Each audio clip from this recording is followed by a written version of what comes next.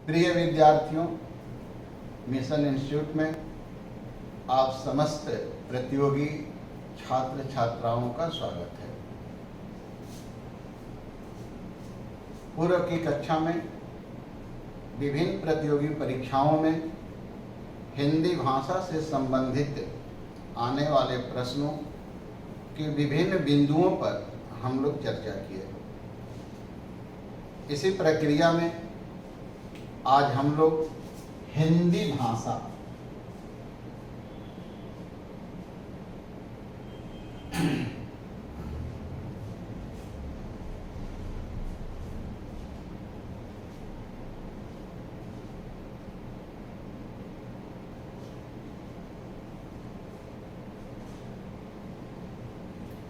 हिंदी भाषा शब्द पर चर्चा शुरू करेंगे।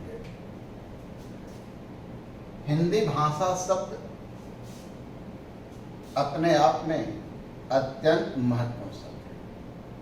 परीक्षा के दृष्टिकोण से यह शब्द अपने अंतर्गत अनेकोनेक प्रश्नों को समाहित किया हुआ है। जैसे हिंदी किस भाषा का शब्द है, हिंदी शब्द किस शब्द से बना हुआ है,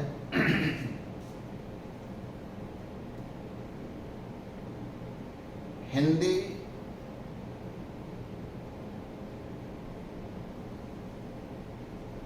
किस भाषा परिवार के अंतर्गत आती है, हिंदी भाषा की उत्पत्ति किस भाषा से हुई है, हिंदी भाषा किस भाषा की उत्तराधिकारिणी है, भाषा किस भाषा का शब्द है, भाषा का अर्थ क्या होता है, भाषा किसे कहते हैं, भाषा के कितने प्रकार हैं, हिंदी भाषा किस तरह का शब्द है। इसी तरह के तमाम प्रश्न इस शब्द में समाहित हैं, जो विभिन्न प्रतियोगी परीक्षाओं में पूछे गए हैं और पूछे जा सकते हैं। प्रिय विद्यार्थियों, इन्हीं प्रश्नों को दृष्टि में रखकर हम लोग अपनी चर्चा हिंदी भाषा शब्द से शुरू करेंगे। विद्यार्थियों, हिंदी शब्द जानने से पहले हम लोग इस बात पर चर्चा करें कि हिंदी किसे कहते हैं।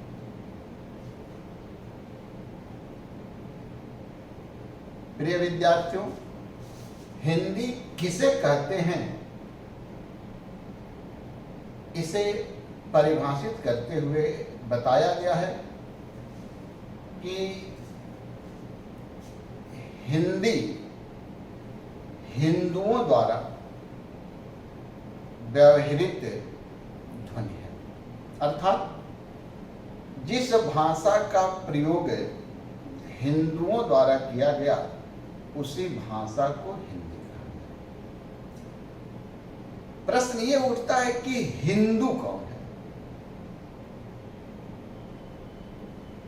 तो हिंदू शब्द का प्रयोग सबसे पहले अरब देश के विद्वानों द्वारा किया गया था। आप सब यह जानते हैं कि इस्लाम धर्म के अनुयायियों में सबसे पहले अरबों द्वारा भारत पर अधिकार किया गया था और अरबों ने सबसे पहले सिंध क्षेत्र को अधिकृत किया था। सिंध क्षेत्र को अधिकृत करने वाला अरबी मोहम्मद बिन कासिम था। उसके साथ अरब देश से विभिन्न बहुत से विद्वान भी आए और सिंध क्षेत्र में बसे। इन्हीं विद्वानों द्वारा सिंध और उसके आसपास के क्षेत्र में रहने वाले लोगों को हिंदू कह के संबोधित किया गया और इन्हीं लोगों द्वारा जो ध्वनि प्रयोग में लाई जाती थी उसको हिंदी कहा गया था। प्रिय विद्यार्थियों, हिंदी शब्द का जन्म हिंदवी शब्द से हुआ है।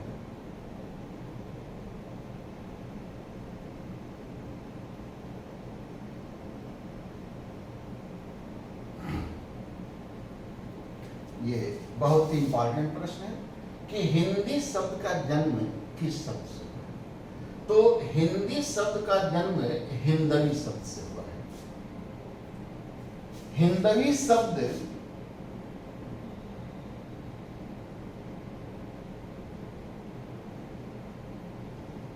फारसी भाषा का शब्द है।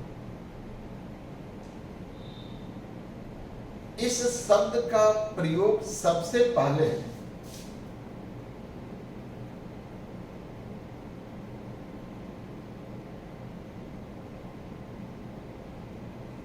औफी नामक विद्वान द्वारा किया गया था। औफी ने ही सिंध और उसके आसपास के क्षेत्र में रहने वाले लोगों द्वारा प्रयोग की जाने वाली भाषा, की जाने वाली ध्वनि को हिंदवी कह करके संबोधित किया था।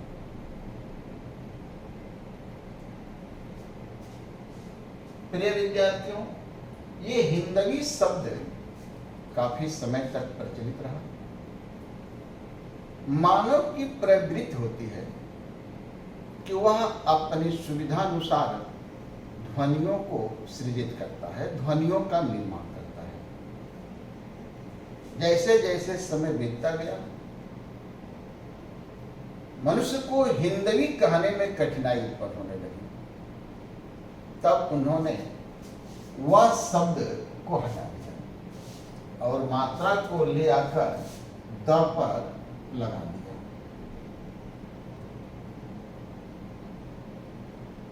और इस तरह से हिंदवी शब्द से हिंदी शब्द का जन्म। हिंदवी शब्द फारसी भाषा का शब्द है और इस हिंदवी शब्द से हिंदी शब्द बना है, इसलिए हिंदी शब्द भी फारसी भाषा का शब्द है। प्रिय विद्यार्थियों, यहाँ पर एक अत्यंत महत्वपूर्ण प्रश्न बनता है कि हिंदी का प्राचीन नाम क्या है। और आपको ऑप्शन दे सकता है हिंदुस्तानी, हिंदी, हिंदवी, कोई भी। तो इसका सही उत्तर क्या है? हिंदवी। हिंदी का प्राचीन नाम हिंदवी है। तो मित्र, पहला प्रश्न जो हमें मिला कि हिंदी किस भाषा का शब्द है, हिंदी शब्द का जन्म किस शब्द से हुआ है, हिंदी का प्राचीन नाम क्या है। और आपके पास उत्तर है कि हिंदी फारसी भाषा का शब्द है, हिंदी हिंदवी शब्द से बना है और हिंदी का प्राचीन नाम हिंदवी है। तो 3 प्रश्न हिंदी शब्द पर अभी तक हम लोगों के समझ आया। दूसरी तरफ भाषा शब्द है। भाषा शब्द संस्कृत भाषा के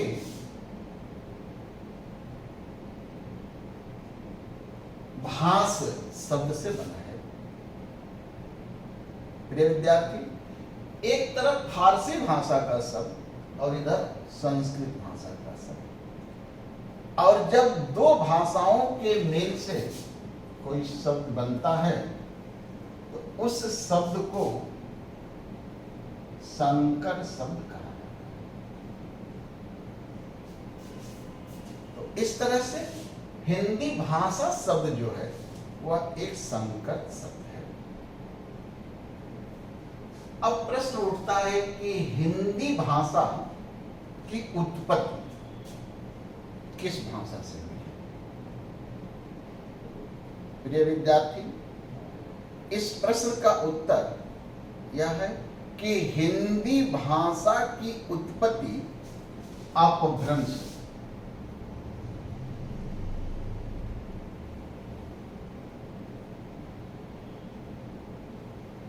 अपभ्रंश भाषा से हुई है।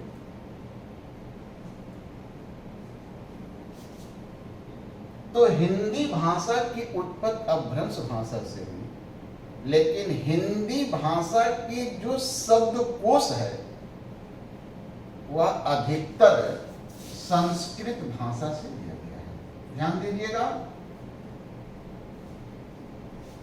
उत्पत्ति हिंदी भाषा की उत्पत्ति अपभ्रंश भाषा से हुई है और हिंदी भाषा के अधिकांश शब्द जो हैं वह संस्कृत भाषा से लिए गए हैं। इसीलिए हिंदी भाषा को संस्कृत भाषा की उत्तराधिकारिणी कहा जाता है। ध्यान दें, प्रश्न ये बनता है कि हिंदी भाषा किस भाषा की उत्तराधिकारिणी है? पहला प्रश्न। दूसरा प्रश्न, हिंदी भाषा का जन्म, हिंदी भाषा की उत्पत्ति किस भाषा से हुई है? तो हिंदी भाषा की उत्पत्ति अपभ्रंश भाषा से हुई और हिंदी भाषा संस्कृत भाषा की उत्तराधिकारी है। संस्कृत विश्व की प्राचीनतम भाषा है। भारत की भी सबसे प्राचीन भाषा संस्कृत है। इस संस्कृत के बाद पाली भाषा की उत्पत्ति, फिर पाली भाषा के बाद प्राकृत भाषा की उत्पत्ति, प्राकृत भाषा के बाद अपभ्रंश भाषा की उत्पत्ति और अपभ्रंश भाषा के बाद अवहट्ठ भाषा की उत्पत्ति। इसी अवहट्ठ भाषा के परिष्कृत परिमार्जित रूप हिंदी के रूप में, हिंदी भाषा के रूप में स्थापित हुआ। इतना यहाँ पर एक महत्वपूर्ण प्रश्न है कि संस्कृत और हिंदी के बीच पाई जाने वाली भाषाओं का सही क्रम क्या है? तो सही क्रम क्या है? पाली, प्राकृत और अपभ्रंश। या आप ये देखिए, कभी कभी भाषाओं का क्रम पूछ लेता है कि भारत की प्रचलित भाषाओं के उत्पत्ति का क्रम क्या है? तो अब देखिए, संस्कृत, पाली, प्राकृत, अपभ्रंश, अवहट्ठ। प्रिय विद्यार्थियों, अपभ्रंश भाषा के एक अत्यंत महत्वपूर्ण कवि हुए जिनका नाम था स्वयंभू।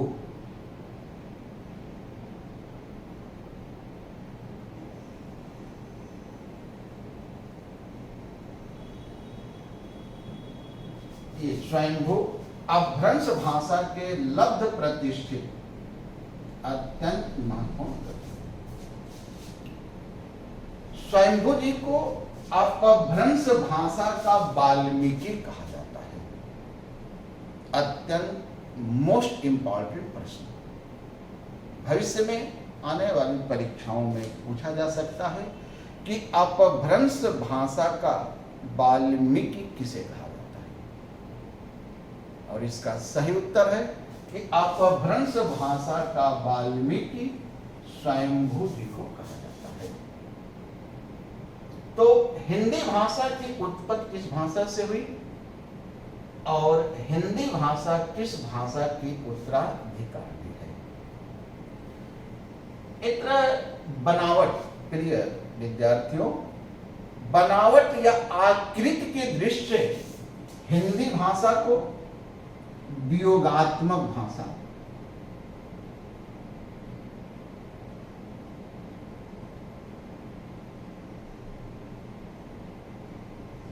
वियोगात्मक भाषा या विश्लिष्ट भाषा कहा जाता है। आकृति के आधार पर हिंदी भाषा को वियोगात्मक भाषा या विश्लिष्ट भाषा के नाम से जाना जाता है। हिंदी भाषा भारोपीय भाषा परिवार,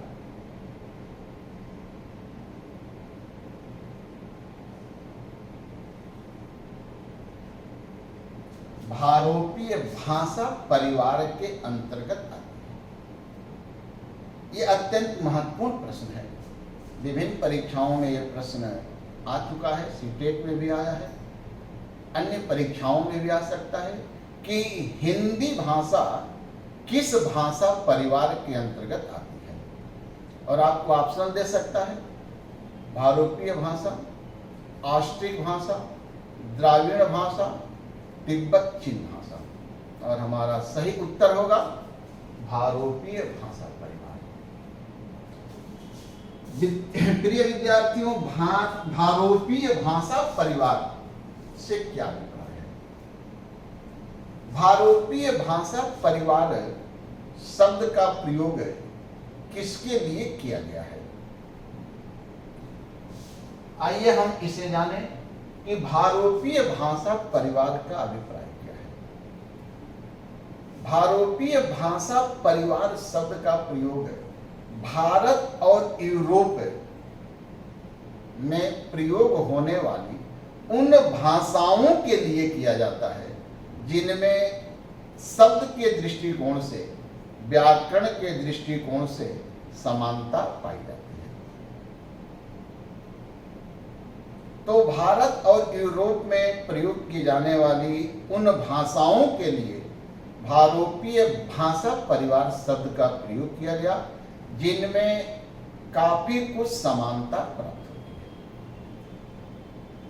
है। इस भारत और यूरोप की भाषाओं के बीच समानता का जो सिद्धांत बना, इस सिद्धांत के प्रवर्तक फ्रेंच विद्वान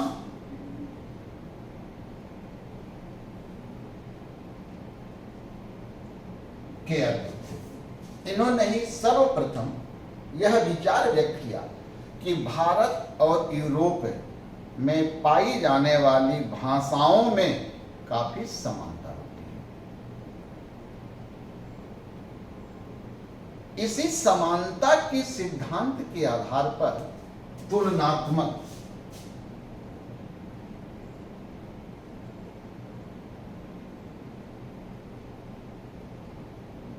भाषा विज्ञान का जन्म हुआ था, और तुलनात्मक भाषा विज्ञान के आधार पर यह विचार व्यक्त किया गया कि भारत में प्रचलित संस्कृत, हिंदी, मराठी, गुजराती, राजस्थानी, यूरोप में प्रचलित लैटिन, जर्मन, फ्रेंच आदि भाषाओं में काफी कुछ समानता है, और इन्हीं भाषाओं के लिए भारोपीय भाषा परिवार शब्द का प्रयोग किया गया।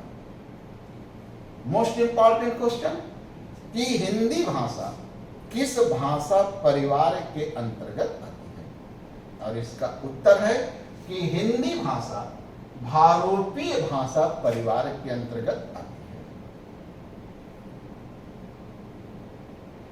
तो अब तक आप कितने प्रश्न देखें? हिंदी किस भाषा का शब्द है? हिंदी शब्द का जन्म किस शब्द से हुआ है? हिंदी की उत्पत्ति किस भाषा से हुई है? हिंदी किस भाषा की उत्तराधिकारिणी है? आकृति के आधार पर हिंदी को किस नाम से जाना जाता है? योगात्मक भाषा या विश्लिष्ट भाषा? हिंदी किस भाषा परिवार के अंतर्गत आती है? तो भारोपीय भाषा परिवार के अंतर्गत। और भारोपीय भाषा परिवार से अभिप्राय क्या है कि भारत और यूरोप में प्रयुक्त वे भाषाएं जिनमें काफी कुछ समानता प्राप्त होती है। हिंदी भाषा के विकास क्रम को 3 कालों में विभाजित किया गया है। पहला,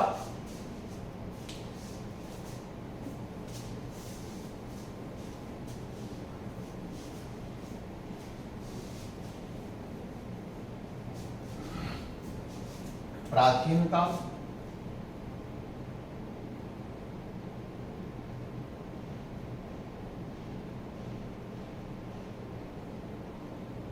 दूसरा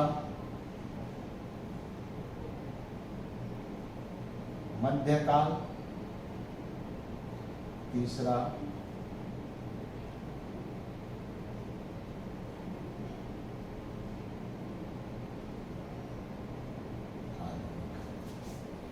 तो हिंदी भाषा के विकास क्रम को 3 कालों में विभाजित किया गया: प्राचीन काल, मध्यकाल, आधुनिक काल। प्राचीन काल का समय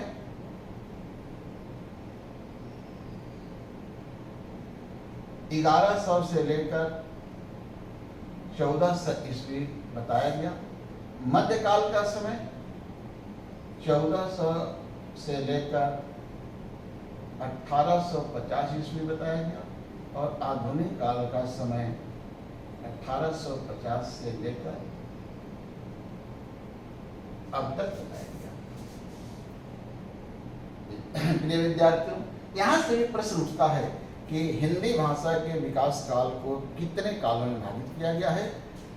इनका समय पूछ लिया जाता है कि प्राचीन काल का समय क्या है, मध्यकाल का समय क्या है, आधुनिक काल का समय क्या है। प्राचीन काल के सर्व प्रमुख कवि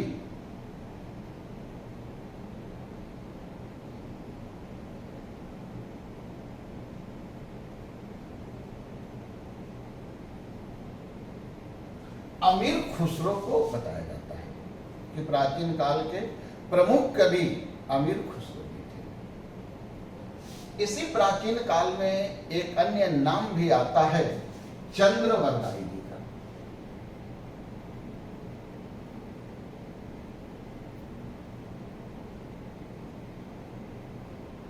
चंद्रवरदाई जी का भी नाम आता है। चंद्रवरदाई जी द्वारा एक महत्वपूर्ण ग्रंथ लिखा गया जिसका नाम था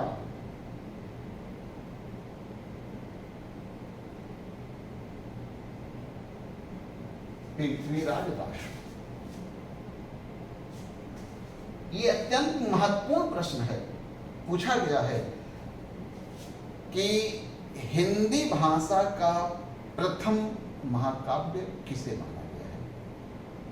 इसका उत्तर है कि हिंदी भाषा का प्रथम महाकाव्य पृथ्वीराज रासो को माना गया है। तो ये पृथ्वीराज रासो को हिंदी का प्रथम महाकाव्य कहा जाता है। मध्यकाल के प्रमुख कवियों में मलिक मोहम्मद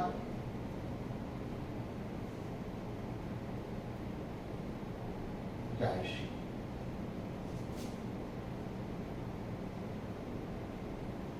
कबीरदास,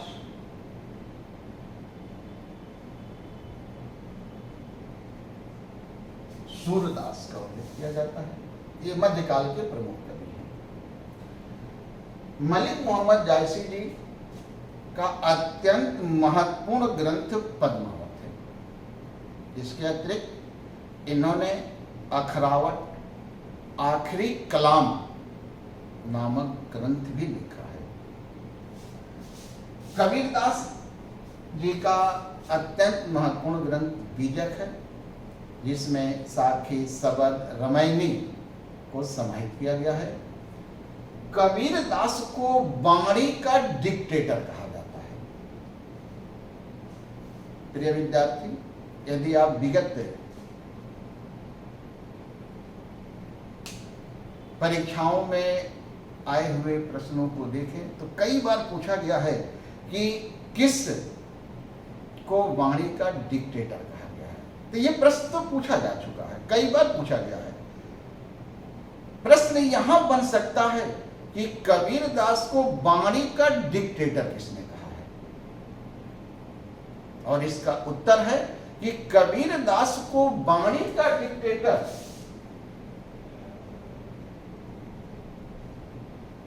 आचार्य हजारी प्रसाद द्विवेदी जी ने कहा है। आचार्य हजारी प्रसाद द्विवेदी जी ने कबीरदास जी को वाणी का डिक्टेटर कह के संबोधित किया। मध्यकाल के तीसरे महत्वपूर्ण कवि के रूप में सूरदास का भी उल्लेख किया जाता है। सूरदास ने सुर सागर, सुर सरावली और साहित्य लहरी नामक ग्रंथों की रचना की। आप सभी लोग इनको जानते हैं। सूरदास से एक अत्यंत महत्वपूर्ण प्रश्न बन रहा है कि सूरदास को अष्ट छाप का जहाज कहा जाता है।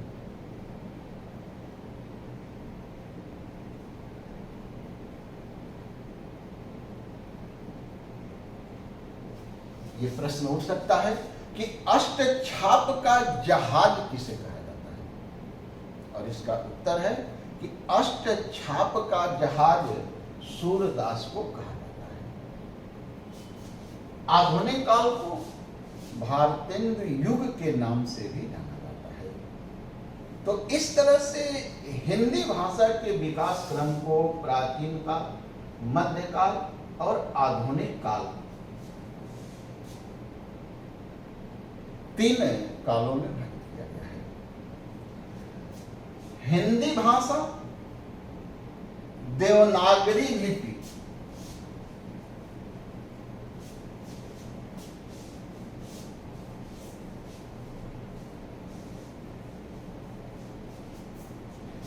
देवनागरी लिपि में लिखी जाती है।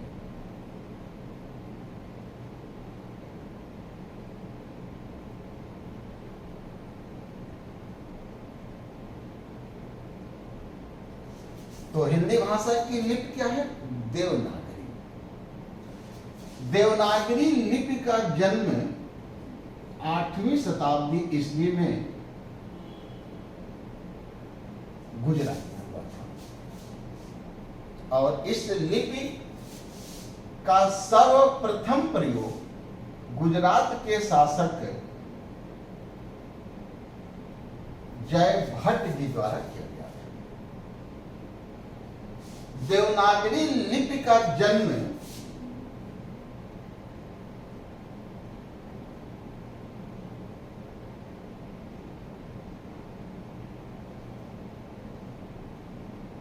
सिद्ध मात्रिक लिपि से हुआ है।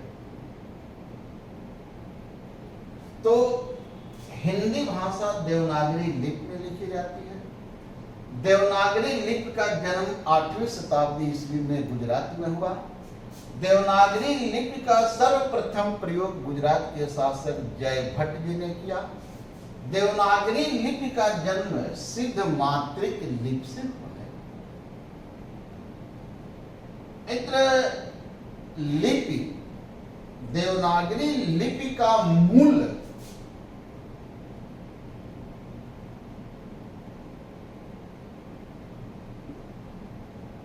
ब्राह्मी लिपि है। ब्राह्मी लिपि भारत की प्राचीनतम लिपि है जो बाएं से दाएं लिखी जाती है। इस ब्राह्मी लिपि से कुटिल लिपि का जन्म हुआ। कुटिल लिपि को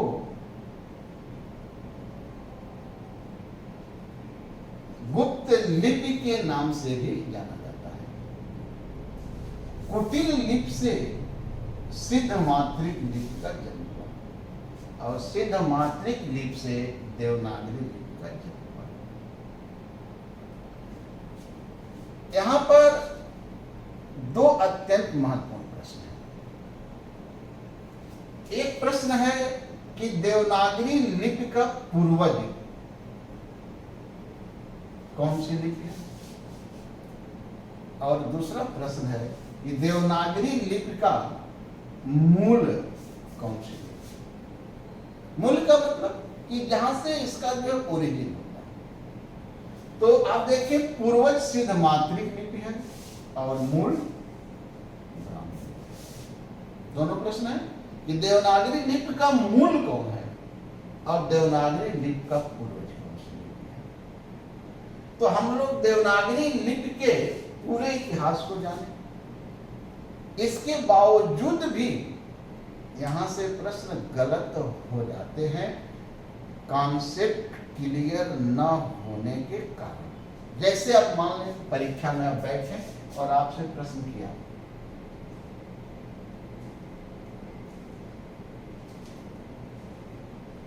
देवनागरी लिपि का जन्म हुआ। ठीक, ये आपसे प्रश्न पूछा और आपको ऑप्शनल दिया, ब्राह्मी, कुटिल,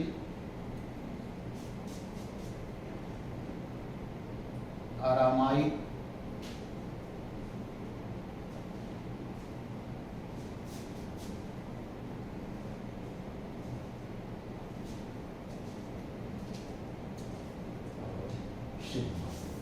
जो आपके ऑप्शनल मिले।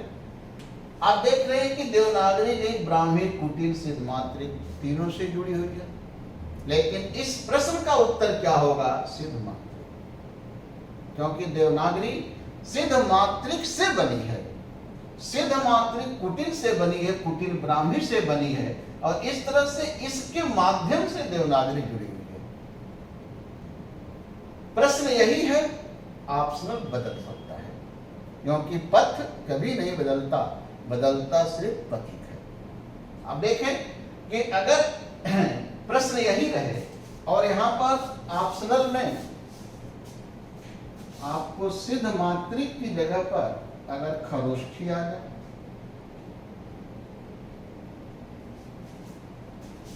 प्रश्न वही है, ऑप्शनल बदला। अब इस तरह का अगर ऑप्शनल मिल जाए तो इस ऑप्शनल में उत्तर हमारा कुटिल होगा, क्योंकि पूर्वज पिता, पिता का पिता, तब परदादा पर आया जाता है। क्योंकि जब कोई आपका परिचय पूछता है तो सबसे पहले आप पिता का नाम बताते हैं, उसके बाद आप बाबा का नाम बतलाते हैं और उसके बाद दादा का नाम बतलाते हैं। तो ये बाबा। अब देखिए प्रश्न यही है और इसको भी हटा दें और यहां पर नंदी लिख देंगे, तब हमारा उत्तर ब्राह्मी। तो प्रश्न कब कौन सा ऑप्शनल सही होगा, यही जानना हर प्रतियोगी छात्र के लिए आवश्यक होता है। इसके अभाव में आता हुआ भी प्रश्न गलत हो जाता है। तो ये हिंदी भाषा देवनागरी लिपि में लिखी जाती है। देवनागरी लिपि का जन्म सिद्ध मात्रिक लिपि से गुजरात में हुआ और इसके प्रथम प्रयोगकर्ता जयभट्ट थे। सिद्ध मात्रिक लिपि का जन्म कुटिल लिपि से हुआ है, कुटिल लिपि का जन्म ब्राह्मी लिपि से हुआ और ब्राह्मी लिपि भारत की प्राचीनतम लिपि है। ठीक, समझ में आ गया इतना? हिंदी के अतिरिक्त मराठी, गुजराती, राजस्थानी, बांग्ला भी संस्कृत भी देवनागरी लिपि में लिखी जाती है। इसके अतिरिक्त अत्यंत महत्वपूर्ण बिंदु कि नेपाली भाषा की भी लिपि देवनागरी है। नेपाली भाषा की भी लिपि देवनागरी है। यह प्रश्न पूछा जा सकता है कि निम्नलिखित में से कौन सी भाषा देवनागरी में नहीं लिखी जाती है? तो ध्यान दें, नेपाली, विदेश में होने के कारण लोग तुरंत में उससे जाएंगे, लेकिन नेपाली भाषा देवनागरी लिपि में ही लिखी जाती है। तो प्रिय विद्यार्थियों, हिंदी भाषा पर हिंदी से संबंधित हम लोग प्रश्नों पर चर्चा किए कि हिंदी भाषा, हिंदी शब्द किस भाषा का शब्द है, हिंदी शब्द का जन्म किस शब्द से हुआ है, हिंदी किस तरह की भाषा है, हिंदी किस भाषा परिवार के अंतर्गत आती है, हिंदी भाषा विकास को कितने कालों में विभाजित किया गया है, हिंदी भाषा किस लिपि में लिखी जाती है, देवनागरी लिपि का जन्म किससे कहाँ हुआ, इन सारे प्रश्नों पर हम लोग चर्चा किए। भाषा किसे कहते हैं, भाषा का अर्थ क्या होता है, भाषा के भेद कितने होते हैं, इन बिंदुओं पर अगली कक्षा में हम लोग चर्चा करेंगे। प्रिय विद्यार्थियों, हिंदी शब्द से संबंधित जितने भी प्रश्न आपको बताए हैं, ये सारे के सारे प्रश्न अत्यंत महत्वपूर्ण हैं। न केवल पूछे गए हैं अपितु बहुत सारे प्रश्न पूछे जा सकते हैं। यदि आपको ये प्रश्न भविष्य लक्षित दिख रहे हैं, भविष्य में आपका कल्याण कर सकते हैं, तो आप मिशन इंस्टीट्यूट को सब्सक्राइब करें, इसे फॉरवर्ड करें, ताकि आपके अधिक से अधिक सगे संबंधियों का लाभ हो सके, कल्याण हो सके, और वह किसी भी हिंदी भाषा संबंधित परीक्षा में अधिक से अधिक अंक अर्जित कर सके। जय हिंद, जय भारत।